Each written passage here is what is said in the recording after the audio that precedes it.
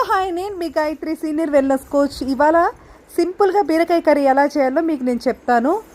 First అయితే ఒక చిన్న బౌల్ తీసుకొని అందులో నూనె వేసి ఆవాలు, జీలకర్ర, తెల్లగడ్డ, ఎర్రగడ్డ వేసి కొంచెం వేగిన తర్వాత టమాటో కూడా వేసి కొంచెం వేగిన తర్వాత పెసరపప్పు, అందరికీ తెలుసు కదా పెసరపప్పు తీగూర చేసుకుంటాము, ఆ పెసరపప్పు కూడా వేసి కొంచెం వేగాలి. తర్వాత బీరకాయ కూడా వేసి బాగా వేయించాలి. వేగిన తర్వాత కాసేపు మూత పెట్టి సన్న మంట మీద ఉడికించుకోవాలి. తర్వాత కొంచెం వాటర్ వేసిన తర్వాత అది కూడా ఉడుకుతుంది. ఈ బీరకాయ పెసరపప్పు అనేది ఎక్కువ ఉడకకూడదు, పలుకులుగా ఉంటే అప్పుడే తినడానికి టేస్టీగా ఉంటుంది.